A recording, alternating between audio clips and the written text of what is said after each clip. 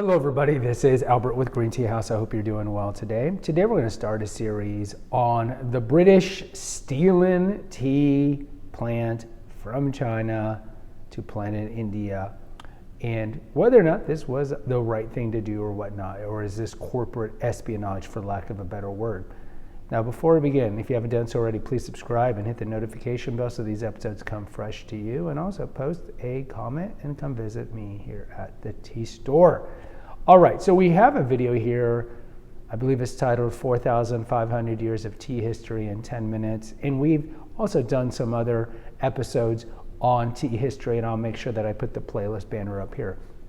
I thought it'd be good to do a series on this pivotal time in tea history, because had this time, this event, the East India Company essentially hiring somebody to go into China and steal the tea plant, steal the tools, and bribe Chinese tea masters and bring them over to India. Had it not happened, we would not have tea the way it is today. Absolutely not.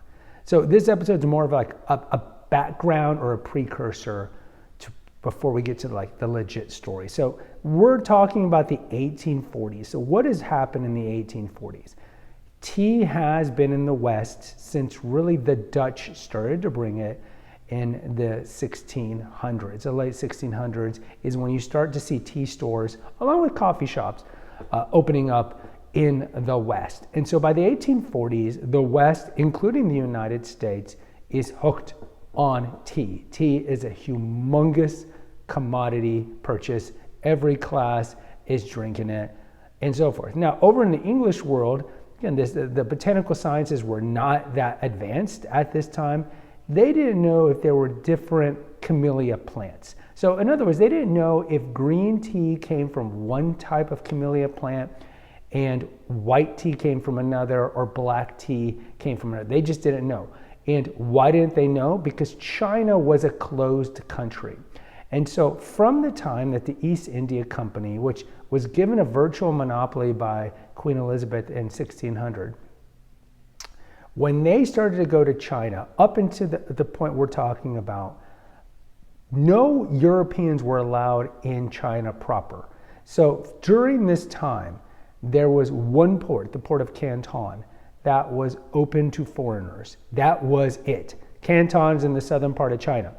And so if you wanted to buy any chinoiserie, any of the porcelain, tea, silks, anything that was famous from China, you would have, and not just the English, but anybody, would have to go down to Canton and deal with all the corrupt middlemen that were over there selling these Chinese goods at a horrible price, horrible to the West, of course, horrible price, and then deal with them. And so vis-a-vis tea, you can understand that nobody really knew anything about tea.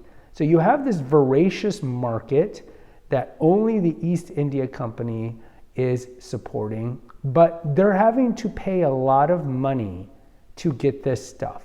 So the East India Company comes up with the idea of opium. So opium is being grown in India. India is a crown of the empire.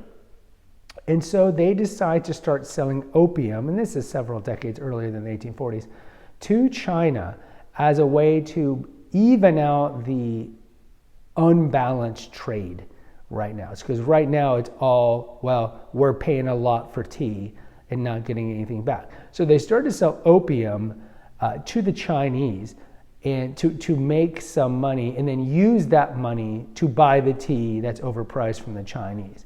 Now, the ancillary benefit of this, of course, is what we find out later on in the 1800s, is that China gets decimated by opium.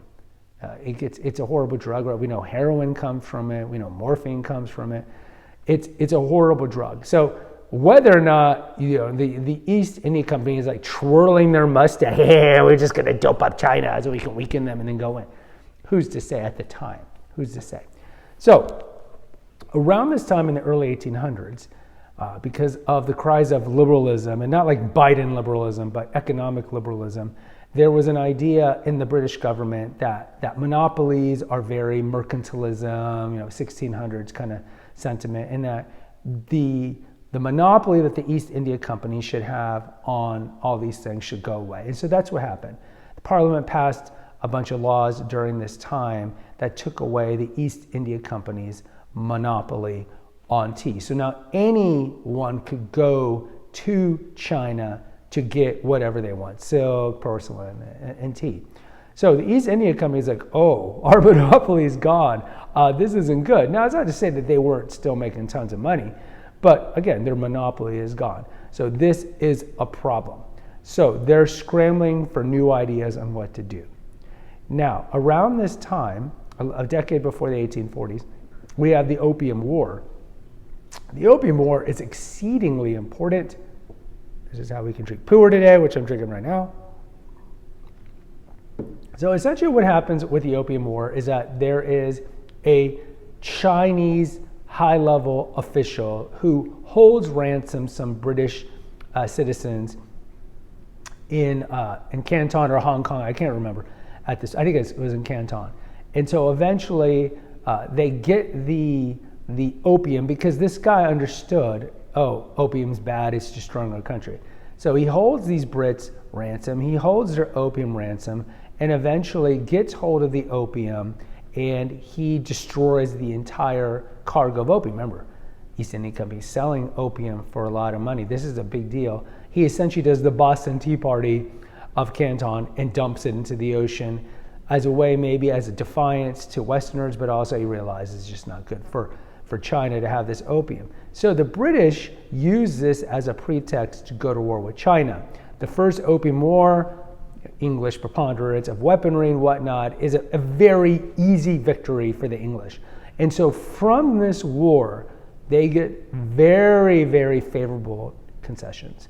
And one of the concessions is that they get what we call today Hong Kong. So Hong Kong became a British colony in the 1830s and up until 1997. And I remember, I was old enough to remember when watching the ceremony when they gave it back to the Chinese.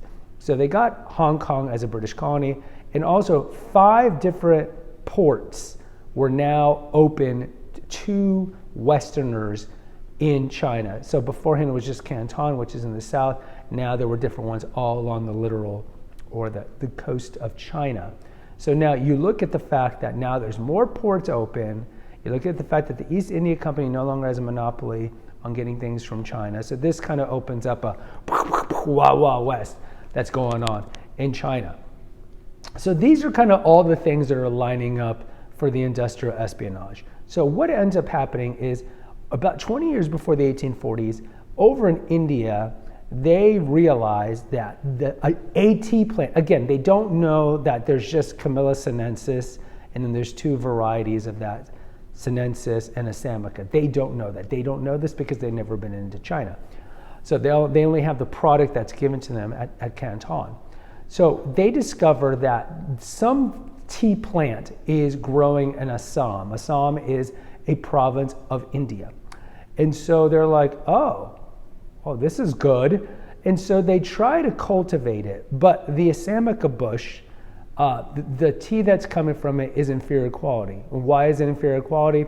Well, because they just don't know. The British don't have the technology and the knowledge on how to cultivate tea, how to prepare the tea, none of that. They don't know anything. All they get is the finished product when their traders get it out of Canton. So they realize, okay, well, we have native tea plants in the English realm.